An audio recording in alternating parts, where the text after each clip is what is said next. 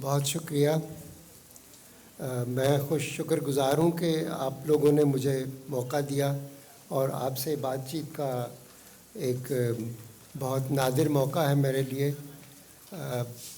جیسے کہ تعارف میں بتایا جا چکا ہے، میرا بنیادی موضوع جو ہے وہ پاکستان کی سماجی علوم اور تاریخی ہے، اور ایک یونیورسٹی کے طالب علموں سے ظاہر ہے جب بات ہوتی ہے تو اس میں یہ ساری موضوعات زیر بحث آتے ہیں۔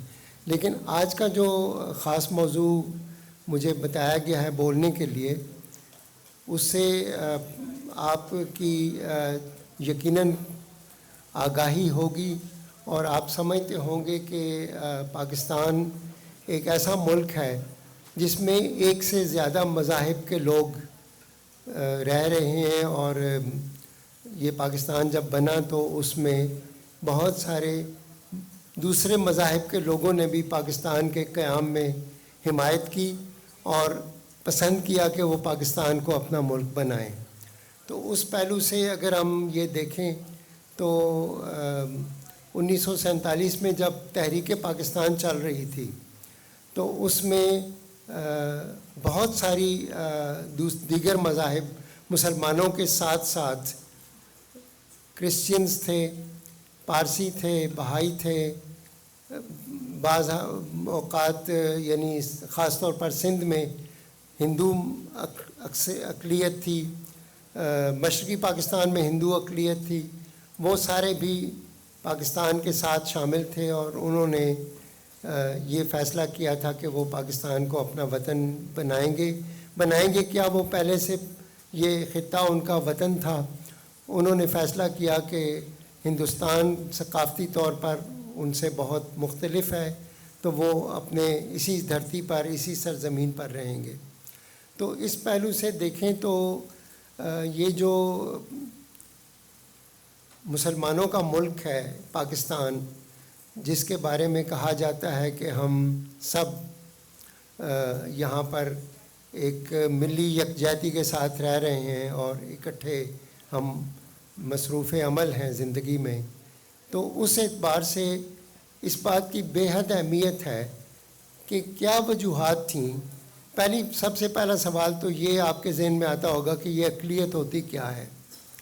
یقیناً آپ اس کے بارے میں آپ کے ذہن میں سوال اٹھتا ہوگا۔ تو مذہبی اقلیتیں کئی طرح کی ہوتی ہیں۔ ایک مذہبی اقلیت ہوتی ہے، یعنی مختلف مذاہب سے تعلق رکھنے والے لوگ جو کم تعداد میں ہوں، اس کو اقلیت کہتے ہیں۔ اسی طرح اور جو زیادہ تعداد میں ہوتے ہیں اس کو اکثریت کہتے ہیں۔ اسی طریقے سے نسلی اقلیتیں ہوتی ہیں۔ مثال کے طور پر جیسے پنجاب ایک بڑا صوبہ ہے تو پنجابی ایک اکثریتی صوبہ ہے، لیکن کچھ صوبے ہیں جیسے بلوچستان ہے یا کچھ اور علاقے ہیں پاکستان کے، گلگت بلتستان ہے، وہاں پر چھوٹی آبادیاں ہیں تو وہ نسلی اعتبار سے بہت کم تعداد میں ہیں، لیکن وہ پاکستان کا حصہ ہیں اور اسی ملک کے رہنے والے ہیں۔ اسی طریقے سے ہم دیکھتے ہیں کہ مسلمانوں کے اندر بھی کچھ مختلف فرقوں کے حوالے سے کچھ جیسے اہل سنت والجماعت اکثریتی فرقہ ہے، لیکن بعض دوسرے فرقے ہیں جو اقلیت میں ہیں۔ تو یہ ایک صرف پہچان کے لیے، شناخت کے لیے ہوتا ہے۔ اس کا قطعاً مطلب مختلف ہونے کا مطلب یہ نہیں ہوتا کہ ہم اختلاف رکھتے ہیں ایک دوسرے سے۔ یقیناً ایسی چیزیں ہوتی ہیں کہ اب میں جیسے میرا نام ہے محمد سلیم، جیسے میں پنجاب میں پیدا ہوا، لیکن جب میں اپنی پہچان کراؤں گا تو میری ایک پاکستانی کے طور پر پہچان ہوگی۔ جب میں پاکستان سے باہر ہوں گا تو میری ایک ایشین کے طور پر پہچان ہوگی۔ تو یہ ہماری پہچانیں ہوتی ہیں، ہمارے شناختیں ہوتی ہیں جو مختلف ہو سکتی ہیں، لیکن اس کا مطلب یہ نہیں ہوتا کہ ہم ایک دوسرے کے خلاف ہو جائیں یا ہم ایک دوسرے کو غلط سمجھیں یا اس پہلو سے۔ تو یہ ایک طرح کی تنوع جو ہوتا ہے، یہ ایک طرح کی برکت ہوتی ہے۔ اللہ تعالیٰ نے بہت سارے مذاہب پیدا کیے، بہت ساری قومیں پیدا کیں اور ان کو مختلف نام دیے اور کہا کہ میں نے یہ نام تمہیں تمہاری پہچان کے لیے دیے ہیں۔ ہمیں بہت ساری زبانیں دیں، اب جیسے پنجابی میری مادری زبان ہے، اردو میری قومی زبان ہے، انگریزی میری تعلیمی یا ضرورت کی زبان ہے، مجھے دنیا سے رابطہ کرنا ہوتا ہے تو یہ زبان میرے کام آتی ہے. تو یہ ساری جو الگ الگ پہچان ہے ہماری، اس میں ہم کہیں بھی ایک دوسرے کو اونچا نیچا نہیں ہوتے ہم. اور پاکستان کا جو آئین ہے، آپ دیکھیں گے جب میں بات آگے بڑھاؤں گا، کہ پاکستان کے آئین کی ایک شق ہے جس میں لکھا ہے کہ تمام پاکستان کے تمام شہری جو ہیں وہ برابر ہیں. اس میں کوئی ہندو ہے، کوئی مسلمان ہے، کوئی پارسی ہے، کوئی کرسچین ہے، یا کوئی پنجابی ہے، یا بلوچ ہے، یا سندھی ہے، وہ سارے برابر حیثیت کے مالک ہیں. تو جب ہمارا آئین ہمیں برابری کا حق دیتا ہے تو ہمیں کیا حق پہنچتا ہے کہ ہم کسی کو برتر یا کسی کو کمتر بنائیں. تو اس پہلو سے یہ جو مختلف پہچانیں ہوتی ہیں، یہ ایک برکت ہوتی ہے اللہ کی، کہ بالکل اسی طرح آپ پاکستان کو سمجھیں، مختلف مذاہب ہیں، مختلف زبانیں ہیں، مختلف صوبے ہیں. بالکل اسی طرح سمجھیں جیسے ایک باغ ہوتا ہے، اس میں مختلف رنگ کے پھول ہوتے ہیں، اس میں طرح طرح کی خوشبوئیں ہوتی ہیں. کیونکہ باغ کا تصور ہم نہیں کر سکتے کسی ایک رنگ کے پھول سے، کسی ایک رنگ کی خوشبو سے، کسی ایک خوشبو کے پھولوں سے. ہمارا تصور باغ کا یہی ہے کہ مختلف انواع و اقسام کے پھول ہوں اور ان میں طرح طرح کی خوشبوئیں ہوں، رنگ ہوں.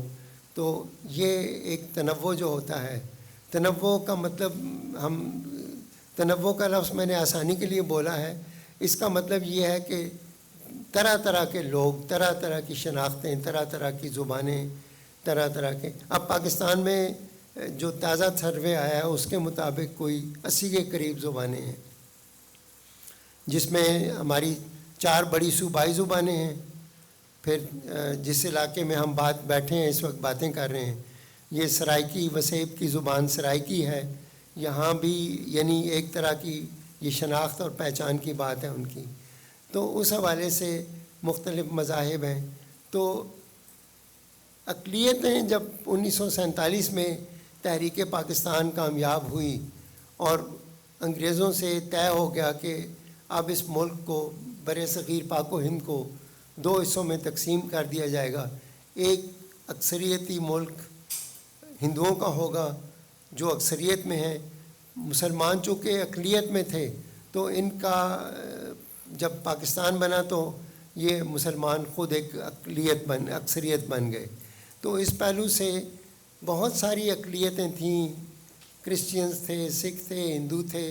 ہندو اور سکھ تو خیر 1947 کے بعد یہ ملک چھوڑ کر چلے گئے ہندوستان، لیکن بہت سارے ایسی قومیں تھیں، پارسی تھے، بہائی تھے، اور کچھ ایسے بھی مسلمانوں کا ایک فرقہ تھا جن کو احمدی یا قادیانی کہتے تھے. ان کو بعد میں ہمارے آئین نے ایک الگ مذہب کے طور پر ان کو علیحدہ مذہب قرار دیا اور احمدیہ کمیونٹی وجود میں آئی. اس پہ ہم بعد میں بات کریں گے. لیکن یہ سارے لوگ جو تھے، آپ دیکھیں گے کہ شروع سے ہی جب پاکستان بنا ہے تو پاکستان کی جو پہلی کابینہ تھی، گورنر جنرل ہمارے قائد اعظم رحمۃ اللہ علیہ تھے، اور ان کی کابینہ میں جو مختلف وزراء آئے، 7 یا 8 وزیر تھے. ان میں 2 وزیر ایسے تھے، ایک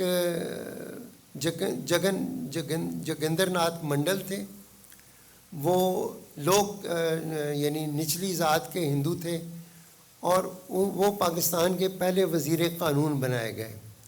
یعنی یہ قائد اعظم کی پہچان تھی، قائد اعظم کی نظر تھی کہ قائد اعظم نے اقلیت کے ایک فرد کو قانون جیسے اہم شعبے میں موقع دیا کہ وہ اس ملک کی خدمت کریں. ایک اور وزیر جو بعد میں چودھری سر ظفر اللہ خان، وہ وزیر خارجہ بنائے گئے. لیکن بعد میں 1974 میں جب اسمبلی نے طے کیا کہ احمدیہ جو ہیں وہ نان مسلم ہیں تو ان کو بھی یعنی، لیکن وہ ہمیشہ ان کو حق ملتا رہا اور ان کو یہ ساری سہولتیں ملتی رہیں. پاکستان کی شہریت میں برابر کا حق دیا گیا، اور یہ اس وجہ سے ہوا. آپ غور کریں اگر اس پہ آپ کو یہ سوال ہو کہ یہ کیوں سارے برابر قرار دیے گئے. اس لیے کہ اسلام نے اپنی عقیدے کے مطابق، اسلام کی جو تعلیمات ہیں اس کے مطابق کالے اور گورے کو ایک دوسرے پر فوقیت نہیں ہے، ایرانی کو اجمی پر کوئی فوقیت نہیں ہے، ایرانی کو عربی پر کوئی فوقیت نہیں ہے.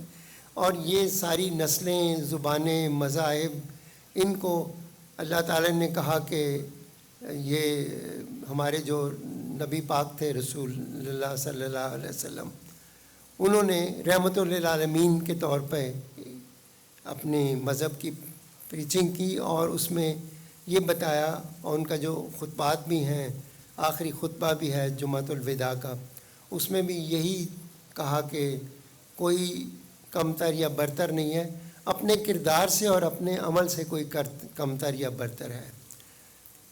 اس لیے ابھی آپ کو یاد ہوگا چند ماہ پہلے ایک انتقال ہوا ڈاکٹر فاؤ کا، جرمن لیڈی تھیں، اور وہ ظاہر ہے کرسچین تھیں، وہ مسلمان نہیں تھیں، لیکن انہوں نے اس ملک میں رہ کر 40 سال تک، 50 سال تک خدمت کی، اور ایسے مرض کی جو کوڑیوں کا مرض، جذام کا جو مرض ہوتا ہے، جو کوڑی ہوتے ہیں، جن کو ہم بھی ڈرتے ہیں ہاتھ لگاتے ہوئے کہ ہمیں بھی یہ مرض نہ لگ جائے، انہوں نے ان کی پرورش کی، ان کو پالا پوسا، ان کو بڑا کیا.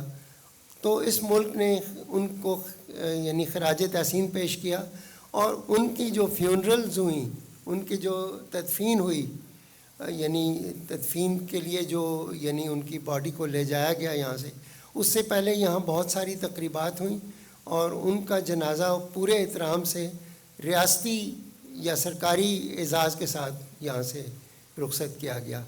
تو یہ یعنی اس بات کی گواہی تھی کہ انہوں نے اس ملک کے عوام کی خدمت کی، تو یہ ملک بھی ان کو گریٹیچیوڈ کے ساتھ، اپنے احترام کے ساتھ، عزت کے ساتھ رخصت کر رہا ہے. تو 2-3 پوائنٹس کی میں دیکھوں گا، بات کروں گا. جو اقلیتوں کا مسئلہ ہے، جب 1947 میں پاکستان بنا تو اس وقت مشرقی پاکستان بھی پاکستان کا ایک صوبہ تھا. یعنی ہم اس وقت 5 صوبے تھے، سندھ، بلوچستان، پنجاب اور خیبر پختونخوا ادھر تھا مغربی پاکستان میں، اور مشرقی پاکستان جو تھا، جو 1000 میل دور یہاں سے ہندوستان کے اس طرف یا سمندر کے اس پار مشرقی پاکستان تھا. آپ نے یقیناً اس کے بارے میں سنا کہ اب وہ بنگلہ دیش کہلاتا ہے. اور یہ 1971 میں ایک افسوسناک صورتحال پیدا ہوئی، اور اس میں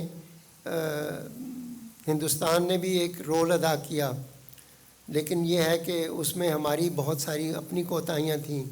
ہم نے اس صوبے کو ان کے حقوق سے محروم رکھا، ان کی آمدنی سے محروم رکھا، جس کے نتیجے میں ان کے دل میں رنجش پیدا ہوئی. اور 70 کے انتخابات میں جب وہ ان کی پارٹی عوامی لیگ نے جب یہ یعنی انتخابات جیت لیے، تو ایسا لگتا تھا کہ اب عوامی لیگ حکومت بنائے گی. یعنی بنگالی چونکہ اکثریت میں تھے، 56% تھے، اور ہم 44% تھے باقی چاروں صوبے، تو اس حوالے سے ان کا یہ حق بنتا تھا کہ وہ حکومت بنائیں، لیکن ان کو ان کے اس حق سے بھی محروم کیا گیا، اور ان کے ساتھ اقتصادی اور معاشی طور پر بھی ان کا استحصال ہوتا رہا تھا. ان کی سب سے بڑی کمائی جو تھی، جوٹ کی، پٹسن کی جو کمائی ہوتی تھی، وہ بھی ان کے وسائل بھی ادھر استعمال ہوئے پنجاب پر یا دوسرے صوبوں پر. تو ان کے دل میں ایک رنجش تو پہلے سے تھی. پھر 1965 میں جب جنگ ہوئی تو ان کو پہلی بار تجربہ ہوا کہ وہ تو ان کا تو کوئی والی وارث ہی نہیں ہے، اور ہندوستان اگر ان پر قبضہ کر لے تو ہم یہاں سے جا کر ان کی تو دفاع نہیں کر سکتے. تو یہ بہت سارے مسائل تھے. کچھ وہاں پر تعصبات پیدا کیے گئے، کچھ ہندوستان نے رول ادا کیا، مختلف چیزیں ہوئیں. لیکن جب 1947 میں پاکستان بنا تو وہ بہت آپ کو حیرت ہوگی یہ جان کر کہ 56% آبادی نے جب یہ کہہ دیا کہ ہم پاکستان میں جائیں گے تو پھر انگریزوں کے لیے کوئی راستہ باقی نہیں رہا کہ وہ انکار کرتے. تو وہ اپنی 25% جو ہندو آبادی تھی اس سمیت پاکستان کا حصہ بن گئے. تو گویا جب 1947 میں ہماری اقلیت اور اکثریت کا جو پروپورشن ہم دیکھتے ہیں تو ہمیں پتہ چلتا ہے کہ 75% مسلمان تھے اور 25% غیر مسلم تھے، جس میں اکثریت ہندوؤں کی تھی. اس کے بعد کرسچینز تھے اس طرف مغربی پاکستان میں، کافی سارے مسیحی آبادی تھی، اور کچھ دوسرے چھوٹے مذاہب کے، یعنی مذاہب تو چھوٹے نہیں ہوتے لیکن کم تعداد میں اقلیت میں جو مذاہب تھے ان کے بہت سارے ماننے والے بھی پاکستان کا حصہ بن گئے. تو پاکستان کے شروعات میں ہی جو پہلا مسئلہ بنا کہ 1947 سے پہلے آپ نے ایک اصطلاح سنی ہوگی، اگر آپ میں سے کوئی تھوڑا بہت پولیٹیکل سائنس کا جانتا ہے تو ایک اصطلاح آپ نے سنی ہوگی کہ ہم یعنی پاکستان میں مختلف حوالوں سے، سماجی علوم کے حوالوں سے بھی اور ویسے بھی کافی حد تک یعنی اپنے آپ کو اس طرح محسوس کرتے ہیں کہ جیسے یہ خاص طور پر یہ پچھلے کچھ برسوں میں یہ بہت زیادہ سننے میں آیا کہ پاکستان جو ہے یہ کس کا ملک ہے. یہ بحث چھڑی کہ پاکستان مسلمانوں کا ملک ہے یا نان مسلمز کا ملک ہے. جب نان مسلم نے اپنے حقوق کی بات کی تو یہ بحث زیادہ تیز بھی ہوئی، لیکن چونکہ پاکستان کا آئین واضح طور پر گارنٹی کرتا ہے، ان کو اس بات کی ضمانت دیتا ہے کہ اس شہر میں، اس ملک میں کوئی ہندو ہو یا مسلمان ہو یا کرسچین ہو یا پادری ہو یا کچھ بھی اس کا کسی بھی مذہب سے تعلق ہو، اس کے حقوق برابر ہیں. اور قائد اعظم کی اگر آپ 11 اگست 1947 کی تقریر کو پڑھیں تو اس میں انہوں نے واضح کر دیا تھا کہ اب پاکستان بن گیا ہے، اب آپ اپنے اپنے مذہب پر کاربند رہیں، آپ کو آزادی ہے، مکمل آزادی ہے کہ آپ اپنی مسجدوں میں جائیں، آپ اپنے مندروں میں جائیں، آپ اپنے جس بھی عقیدے سے آپ کا تعلق ہے اس کی آپ پیروی کریں. تو یہ حق قائد اعظم رحمۃ اللہ علیہ نے بالکل ابتدائی دور میں ہی، ابھی پاکستان بننے میں 3 دن باقی تھے، 14 اگست کو پاکستان وجود میں آیا، اور 11 اگست کو جو اسمبلی کی تقریر تھی، یعنی جو پاکستان دستور ساز اسمبلی جو بنی، جس نے ہمارا آئین بنانا تھا، اس کی افتتاحی تقریر میں جہاں پر قائد اعظم نے پاکستان سے وفاداری کا اور باقی ممبران نے حلف اٹھایا، اس میں قائد اعظم نے اپنی تقریر میں یہ کہا کہ آج سے سارے شہری برابر ہیں. اور ان کا خاص طور پر جو زور تھا وہ تھا جدید تعلیم پر. انہوں نے اس بارے میں بھی باتیں کیں اور کہا کہ اس ملک میں کرپشن نہیں ہونی چاہیے، اس ملک میں افسر شاہی نہیں ہونی چاہیے، اس ملک میں تعلیمی حقوق برابر ہوں گے سب کے. تو اس زمانے میں جب 1947 میں پاکستان بنا تو صورتحال یہ بن گئی، یہ جس کا پہلے سے اندازہ نہیں تھا لیڈرشپس کو، دونوں طرف کی لیڈرشپ کو، کہ نفرتیں بھری ہوئی تھیں لوگوں کے دلوں میں، یا پتہ نہیں کیا تھا، کہ پوری طرح آگ لگ گئی اور بڑا بے پناہ قتل عام ہوا. ہندوستان میں بھی قتل عام ہوا مسلمانوں کا، اور یہاں بھی بہت سارے لوگوں کو، ہندوؤں اور سکھوں کو بھاگنا پڑا اس ملک کو چھوڑ کر، اور انہوں نے ہندوستان کو اپنا وطن بنایا. تو اس حوالے سے بھی ہم جب دیکھتے ہیں تو ایک طرح کی، یعنی قائد اعظم کے ذہن میں یہ بات تھی کہ یہ ملک بن جائیں گے اور جو جہاں پر رہتا ہے وہ آرام سے رہتا رہے گا. لیکن وہ چونکہ بدقسمتی سے فسادات ہوئے، بہت ساری اس کی تعویلیں کی جاتی ہیں، بہت سارے نظریے ہیں. بعض لوگ کہتے ہیں کہ یہ انگریزوں نے ہمیں ڈیوائڈ اینڈ رول کی پالیسی پہ رول کیا تھا، اور انہوں نے ہی یہ فسادات بھی کروائے تاکہ ہم آپس میں لڑتے رہیں. انہوں نے ایک تنازع رکھ دیا کشمیر کا، فیصلہ نہیں ہونے دیا، اور وہ آج تک تنازع ہے 70 سال کے بعد بھی. اور اس کا مطلب یہ تھا کہ اس ملک کے عوام اور ہندوستان کے عوام بجائے اپنی خوشحالی کی طرف جانے کے، اپنے سکھ اور سکون کی طرف جانے کے، وہ نفرت سے رہیں اور اسی نفرت کے ساتھ جیتے رہیں۔ اب یہ سوالات بہت زیادہ اٹھائے جا رہے ہیں کہ آخر مسلمان آبادی کا یا ہندو سکھ آبادی کا کیا قصور تھا کہ ان کو اس طرح کا تشدد کا نشانہ بنایا گیا۔ بہت سارے نظریے یہ کہتے ہیں کہ یہ انگریزوں کی شرارت تھی اور انہوں نے ہی یہ سارا کچھ کیا، لیکن بہرحال یہ جب پاکستان بن گیا تو اس کے بعد قائد اعظم رحمۃ اللہ علیہ کو زیادہ موقع نہیں ملا۔ وہ بمشکل 1 سال زندہ رہ سکے اور باقی پہلے 4-5 ماہ کے بعد وہ ایکٹیو بھی نہیں رہے، ان کی طبیعت زیادہ خراب تھی، اور 11 ستمبر 1948 کو جب ان کا انتقال ہو گیا تو اس کے بعد ہمارے لیے اپنا جو ملک چلانے کا تجربہ تھا، جو ساری چیزیں تھیں، بہت کم تجربہ کار لوگ تھے۔ بہت ساری مخلوقات جو آئی تھیں 1947 میں، خاص طور پر مشرقی پنجاب سے، ہندوستان کا جو پنجاب ہے وہاں سے مسلمان لٹ پٹ کر آئے، برباد ہو کر آئے، بہت سارے عزتیں لوٹیں، بہت سارے ہلاک ہو گئے، اور بہت سارے زخمی حالت میں انہوں نے واگا کا بارڈر کراس کیا۔ واگا کا بارڈر بھی کراس کیا، ادھر سے سرائکی علاقے سے ستلج کا بھی انہوں نے کیا، پھر ادھر فیروز پور سائڈ سے انہوں نے سرحد عبور کی۔ تو یہ جتنے بھی لوگ، اور سندھ میں کھوکھرا پار سے یعنی میرپور خاص کی طرف سے جو آبادی آئی، تو اس اعتبار سے پاکستان جب بنا تو سب سے بڑا مسئلہ یہ تھا کہ اب ان مسلمانوں کا کیا کیا جائے۔ ان کے حالات، وہ اجڑے ہوئے آئے تھے، گھر بار چھوڑ کر آئے تھے، ان کے پاس نہ کوئی ٹھکانہ تھا نہ گھر بار تھا۔ خیر، ان کی آبادکاری کا مشن شروع ہوا، بہت لمبا عرصہ چلتا رہا۔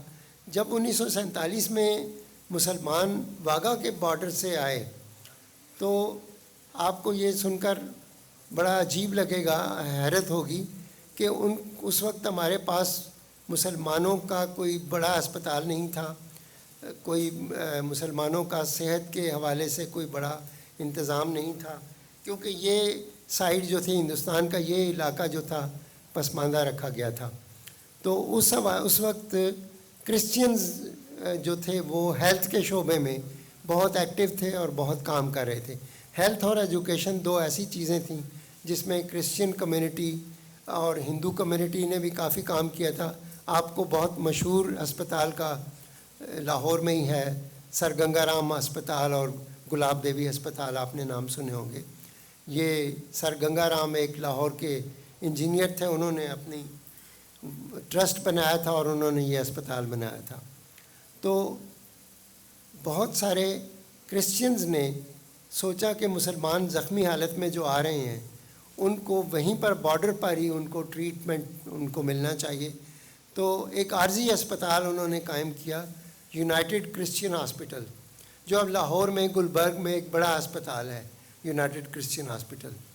تو انہوں نے وہاں پر ان کی دیکھ بھال کی، مرہم پٹی کی، اور انہوں نے سینٹر بنائے۔ بہت ساری عورتیں جو اغوا کر لی گئی تھیں، گم ہو گئی تھیں یا کسی طرح لاپتہ ہو گئی تھیں، ان کے لیے بھی سینٹر بنایا۔ کہ تو یہ پہلا کام جو کیا کرسچینز نے کیا، اور ہمارے لیے ایک یعنی گویا کہ اس وقت جب بہت بری حالت میں تھے مسلمان، ان کے لیے یہ کام شروع ہوا۔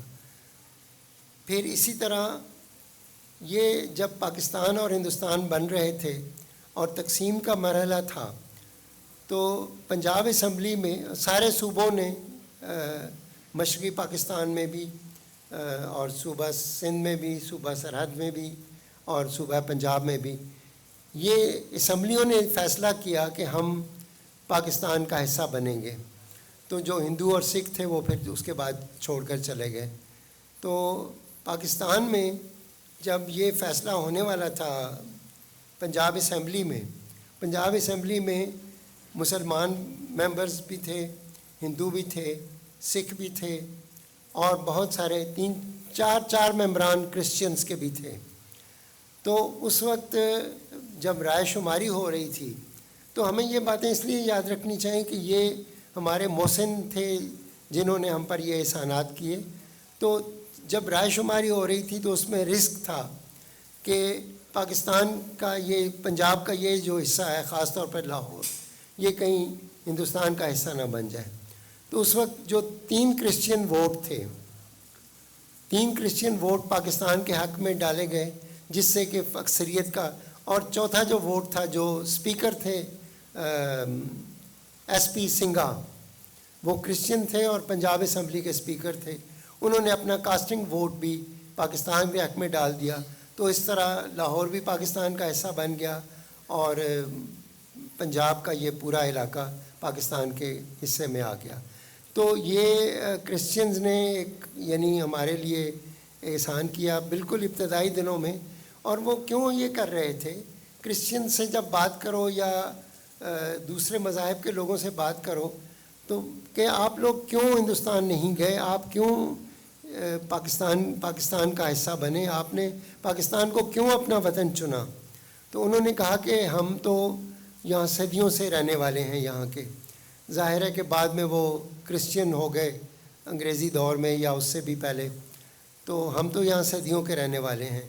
کبھی ہم ہندو تھے، کبھی سکھ تھے، کبھی مسلمان تھے، بہرحال مختلف مذاہب سے وہ کنورٹ ہوتے ہوئے. ایک تو وجہ یہ ہے. دوسری وجہ یہ ہے کہ ہم یہاں کے جدی پشتی رہنے والے ہیں، آپ اپنا وطن چھوڑ کر کیوں جائیں؟ اور تیسری جو سب سے اہم وجہ انہوں نے بات کی اور کہا کہ مسلمان ہندوستان میں اقلیت میں تھے اور خطرے میں تھے. تو ہم نے سوچا کہ یہ ایک اقلیت جو ہے اپنا ملک بنا رہی ہے، یہ اقلیت سے اکثریت میں آ رہی ہے، تو یہ ہمارے ساتھ تو ناانصافی نہیں کرے گی اور ہمارے ساتھ انصاف کرے گی، ہمارے ساتھ اچھا سلوک کرے گی. تو اس اعتبار سے یہ سارے جو خاص طور پر کرسچن جو اقلیت تھی اس نے پاکستان کی سپورٹ کی اور پاکستان کے حق میں ووٹ بھی دیے اور سارا کچھ کیا. تو آپ یہ دیکھتے ہیں کہ ہیلتھ کے شعبے سے، اچھا